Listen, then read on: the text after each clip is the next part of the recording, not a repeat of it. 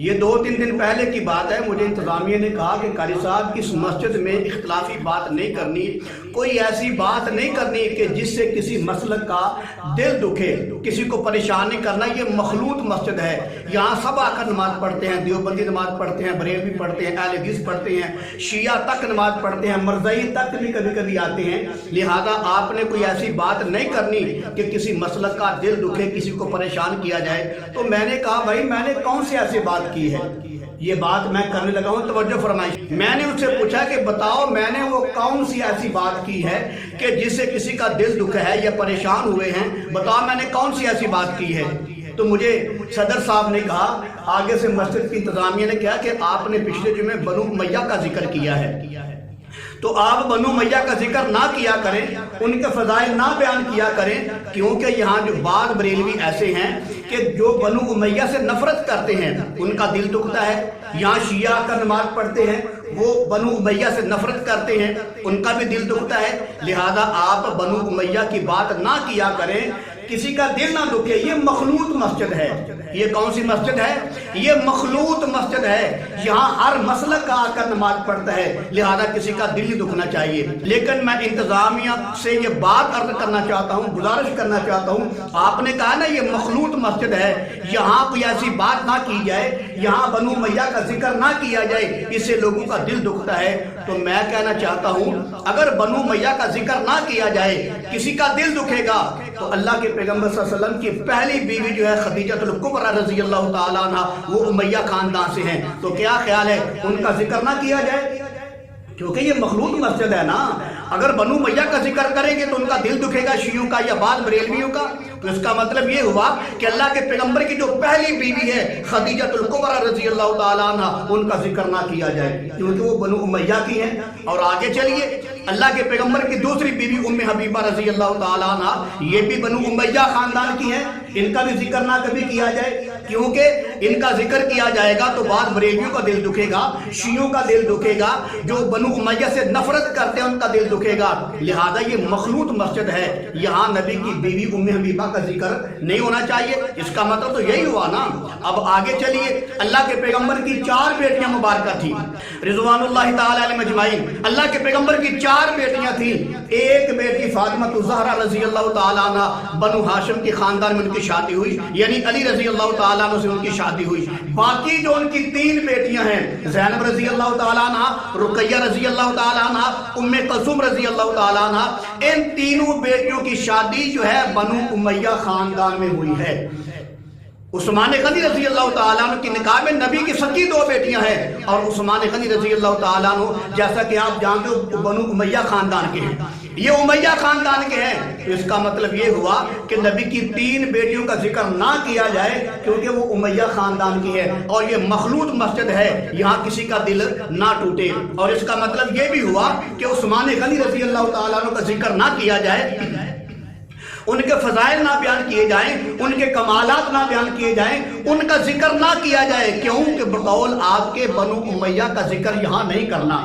تو عثمان غنی رضی اللہ تعالیٰ عنہ جو تیسرے خلیفہ ہیں، یہ امیہ خاندان کے ہیں، تو مطلب یہ ہوا کہ ان کا ذکر نہ کیا جائے کیونکہ یہ مخلوط مسجد ہے، کسی کا دل نہ ٹوٹے، نہ پیغمبر کی 3 بیٹیوں کا ذکر کیا جائے کیونکہ ان کی شادی امیہ خاندان میں ہوئی ہے، اور نہ عثمان غنی رضی اللہ تعالیٰ عنہ کا ذکر کیا جائے کبھی بھی، کیوں کہ وہ امیہ خاندان کے ہیں۔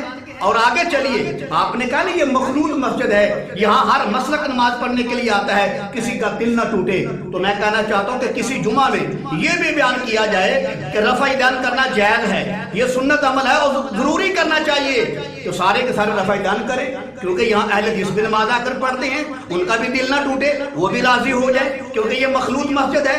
پھر اگلے جمعے یہ بیان کیا جائے کہ بلند آواز سے آمین کہی جائے تاکہ یہ مخلوط مسجد ہے، کسی کا دل نہ ٹوٹے، اہل حدیث بھی خوش ہو جائیں۔ اور اگلے جمعے یہ بیان کیا جائے کہ فاتحہ امام کے پیچھے پڑھنا ضروری ہے، جو نہیں پڑھے گا اس کی نماز نہیں ہوگی، کیوں کہ ان کا دل نہ ٹوٹے۔ اگر ہم کہیں گے کہ فاتحہ نہ پڑھے امام کے پیچھے تو غیر مقلدین کا دل ٹوٹے گا۔ پھر یہ جمعہ پڑھانا چاہیے کہ بھائی فاتحہ اگر نہیں پڑھیں گے تو آپ کی نماز نہیں ہوگی، تاکہ اہل حدیث بھائی ہمارے خوش ہو جائیں، کیونکہ یہ مخلوط مسجد ہے، اس مسجد میں کسی کا دل نہیں توڑنا چاہیے۔ اور اگلے جمعے یہ بیان کیا جائے گا کہ اللہ کے نبی صلی اللہ علیہ وسلم حاضر ناظر ہیں تاکہ بریلوی بھی خوش ہو جائیں، پھر اگلے جمعے یہ بیان کیا جائے گا کہ نبی کریم صلی اللہ علیہ وسلم مختار کل ہیں تاکہ بریلوی بھائی خوش ہو جائیں. پھر یہ بیان کیا جائے گا کہ وہ حاضر ناظر ہیں، ہر جگہ موجود ہیں تاکہ بریلوی بھائی خوش ہو جائیں. یہ مخلوط مسجد ہے، یہاں کسی کا دل نہ ٹوٹے، یہ بیان ہونا چاہیے. اور اگلے جمعے پھر یہ بیان ہوگا کہ جو شیعہ ماتم کرتے ہیں بالکل جائز ہے، حلال ہے، عبادت ہے، ثواب ہے اور قرآن و حدیث سے ثابت ہے. ایسی باتیں کی جائیں تاکہ جو شیعہ یہاں کا نماز پڑھتا ہے اس کا دل نہ ٹوٹے، کیونکہ یہ تو مخلوط مسجد ہے نا. یہاں ہر مسلک آ کر نماز پڑھتا ہے، کسی مسلک کا دل نہ ٹوٹے. پھر اس سے اگلے جمعہ پڑھانے کے بعد باہر نکلیں اور ماتم شروع کر دیں، کٹا پٹی شروع کر دیں، چھریاں لے آئیں، خنجر لے آئیں اور زنجیر لے آئیں، ماتم کریں، کپڑے اتاریں. کیوں؟ یہ مخلوط مسجد ہے نا، یہاں کسی کے خلاف بات نہیں کرنی، کسی کے دل کو دکھانا نہیں، کسی کا دل نہ دکھے. پھر ہر مسلک کو اگر آپ نے راضی کرنا ہے نا پھر ایسے کیا جائے. آگے چلیں ذرا. اس کے بعد آپ نے کہا نا یہاں مرزائی بھی آ کر، قادیانی بھی آ کر کبھی کبھی جمعہ پڑھتے ہیں، تو میں کہتا ہوں پھر کبھی کبھی یہ بھی کہا جائے کسی جمعے کے اندر کہ قادیانی جو تھا مرزا غلام احمد قادیانی معاذ اللہ وہ سچا نبی تھا. کیوں؟ اگر ہم ختم نبوت کی بات کریں گے کہ اللہ کے نبی آخری نبی ہیں، ان کے بعد کوئی نبی نہیں، اگر کوئی دعویٰ کرے گا تو جھوٹا ہوگا. تو یہ جھوٹا مرزا غلام احمد قادیانی پر بھی بات جائے گی. اگر کوئی یہاں قادیانی بیٹھا ہوگا اس کا دل دکھے گا. اور بقول آپ کے یہ مخلوط مسجد ہے، یہاں کسی کا دل نہ دکھایا جائے. لہذا ایک جمعے میں یہ بھی بیان کیا جائے گا کہ مرزا غلام احمد قادیانی وہ سچا نبی ہے تاکہ مرزائی اور قادیانی بھی خوش ہو جائیں، کیونکہ یہ مخلوط مسجد ہے نا، یہاں سب کو جو ہے خوش کرنا، کسی کو ناراض نہیں کرنا.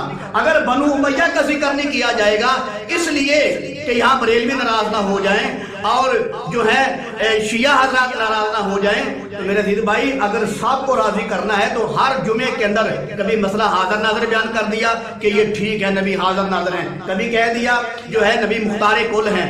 حالانکہ یہ طریقہ تو اللہ نے خود نہیں اپنایا، اللہ نے اپنے نبی کو کہہ دیا ہے لکم دینکم ولی دین. میرے محبوب ان لوگوں کو کہہ دو تمہارے لیے تمہارا دین، میرے لیے میرا دین. اللہ تعالیٰ نے اپنے محبوب کو یہ کہلوا دیا، بلکہ یہ نہیں کہا اگر جیسے تم کہتے ہو یہ مخلوط مسجد ہے سب کو خوش کرنا چاہیے. کیا اللہ کو نہیں پتا تھا کہ تمام ادیان کو خوش کرنا چاہیے؟ اللہ نے کہہ دیا میرے محبوب ان لوگوں کو کہہ دو قل یا ایھا الکافرون لا اعبد ما تعبدون ولا انتم عابدون ما اعبد. اے کافرو تم ہماری عبادت نہیں کرتے، ہم تمہاری عبادت نہیں کریں گے. یہ کتنی مرتبہ یہ جملہ بولا گیا. آگے فرمایا لکم دینکم ولی دین، تمہارے لیے تمہارا دین ہے، ہمارے لیے ہمارا دین ہے. اللہ تعالیٰ نے بھی یہ طریقہ نہیں اپنایا کہ سب کو خوش کیا جائے. اگر یہ اللہ طریقہ اپناتا تو اللہ نے لا تعداد مرتبہ کہا ہے میری عبادت کرو، میری عبادت کرو. اللہ نے ایک مرتبہ بھی جملہ نہیں بولا کہ میری بھی عبادت کرو، بتوں کی بھی عبادت کرو، میری بھی عبادت کرو، ود سوا یغوث یعوق نصر کی بھی عبادت کرو. اللہ نے یہ کبھی نہیں کہا کہ میری بھی عبادت کرو، لات عزا اور منات کی بھی عبادت کرو. اگر سب کو راضی کرنا ہوتا تو اللہ یوں کہتا کہ میری بھی عبادت کرو، لات منات عزا کی بھی عبادت کرو، ود سوا یغوث یعوق کی بھی عبادت کرو. سب کو راضی کرنے کا طریقہ تو اللہ نے بھی نہیں اختیار کیا اور اللہ کے پاک پیغمبر نے بھی طریقہ اختیار نہیں کیا کہ سب کو راضی کیا جائے. وغیرہ مشرکین مکہ کہا کرتے تھے کہ تم ہمارے بتوں کی پوجا کرو، ہم تمہارے خدا کی پوجا کریں گے. تھوڑی دیر ہمارے بتوں کی پوجا کرو، ہم تھوڑی دیر تمہارے خدا کی پوجا کریں گے. اللہ تعالیٰ نے اپنے پیغمبر کو یہ عمل کرنے سے منع فرما دیا اور اللہ کے پیغمبر نے خود فرمایا کہ میں تمہارے بتوں کی ایک رائی کے دانے کے برابر بھی پوجا نہیں کر سکتا. تم کہتے ہو یہ مخلوط مسجد ہے، سب کو خوش کرنا ہے. سب کو تو خوش اللہ نے بھی نہیں کیا، سب کو تو خوش اللہ کے پیغمبر نے بھی نہیں کیا. مسلمہ کذاب آیا تھا، اس نے آ کر کہا تھا کہ آپ اللہ کے نبی ہو. میرے کملی والے کے پاس مسلمہ کذاب آیا تھا، اس نے آ کر کہا تھا کہ آپ یہ مجھے وعدہ کر دو، لکھ دو کہ تمہارے جانے کے بعد میں نبی ہوں، یا فلاں علاقے کا میں نبی ہوں، اس علاقے کا تم نبی ہو. تو اللہ کے پاک پیغمبر نے زمین سے تنکا اٹھایا، ایک تنکا اٹھا کر کہا یہ تنکے کے برابر بھی میں آپ کو حصے دار نہیں بناتا. میرے پاک پیغمبر نے مسلمان قذاب کو خوش نہیں کیا، بلکہ اللہ کے پیغمبر نے فرمایا میرے بعد جو نبوت کا دعویٰ کرے گا وہ جھوٹا ہے. تو آپ کہتے ہو کہ مخلوط مسجد ہے، سب کو خوش کرنا ہے، بریلویوں کو بھی خوش کریں، اہل حدیثوں کو بھی خوش کریں، شیعوں کو بھی خوش کریں، مرزائیوں کو بھی خوش کریں۔ میرے پیارے بھائی، یہ طریقہ اللہ کا بھی نہیں ہے، یہ طریقہ میرے کملی والے کا بھی نہیں ہے۔ تم نے کہاں سے طریقہ نکال لیا؟ مطلب پھر اے ہویا کہ اسی سارے نو خوش کریے، ساڈا پھر اپنا سر منہ تے کوئی نہ ہویا، ساڈا پھر اپنا تے سر منہ کوئی نہ ہویا، ساڈا تے اپنا تے کوئی مسلک نہ ہویا، کوئی عقیدہ نہ ہویا۔ یہ سارے نو خوش کریے، پھر شیعہ نے بھی خوش کرنا پے گا، ماتم کر کے بہانا پے گا، پھر قادیانوں نے بھی خوش کرنا پے گا، مرزا غلام محمد قادیانی نو اللہ معاف فرمائے سچا نبی کہنا پے گا۔ میرے عزیز بھائی، جب تک میں اس مسجد وچ ہاں، میرے کولوں طریقہ نہیں اختیار کیتا جاندا، میرے کولوں یہ نہیں ہو سکتا کہ سارے خوش رہن، بریلوی بھی، دیوبندی بھی، اہل حدیث بھی، شیعہ بھی، مرزائی بھی۔ یہ مجھے طریقہ نہیں آتا کہ شیعہ بھی ٹھیک ہیں، مرزائی بھی ٹھیک ہیں، مرزا غلام محمد قادیانی بھی ٹھیک ہے، ماتم بھی ٹھیک ہے، سارے معاملے ٹھیک ہیں، اور ہاں جمعے کے اندر جو ہیں یہ سارے معاملے کیے جائیں تاکہ یہ مخلوط مسجد ہے، آپ کی مسجد آباد رہے، یہاں کسی کا دل نہ دکھے۔ میرے عزیز بھائی، اپنی باتوں پہ غور کرو۔ اگر بنو امیہ کا ذکر نہیں کیا جائے گا تو نبی کا آدھا خاندان آپ سے چھوٹ جائے گا۔ تو لہذا میرے عزیز بھائی، یہ سوچ غلط ہے، یہ سوچ ہمیں قرآن نے نہیں دی، یہ سوچ ہمیں اللہ کے رسول نے نہیں دی، نہ یہ سوچ کتاب اللہ سے ملتی ہے، نہ یہ رسول اللہ سے ملتی ہے، یہ تمہاری بنائی ہوئی سوچ ہے کہ سب کو خوش کیا جائے۔ اور یہ بات یاد رکھو، یہ مجھ سے نہیں ہو سکتا کہ میں شیعوں کو بھی راضی رکھوں، مرزائیوں کو بھی راضی رکھوں، ان کے فضائل بیان کروں تاکہ کسی کا دل نہ ٹوٹے۔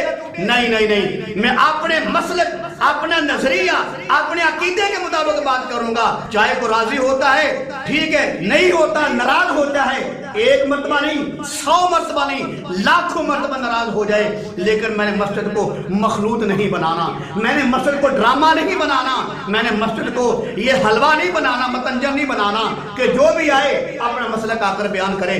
جس کی مسجد ہے، جس مسلک کی مسجد ہے، جس عقیدے کی مسجد ہے، اسی عقیدے کی بات کی جائے گی۔ یہ مجھ سے نہیں ہو سکتا کہ شیعوں کو بھی راضی کروں، مرزائیوں کو بھی راضی کروں، سب کو راضی کروں۔ یہ طریقہ نہ خدا کا ہے، نہ میرے مصطفیٰ کا ہے، اور یاد رکھیں یہ طریقہ بالکل شریعت سے ہٹ کر ہے۔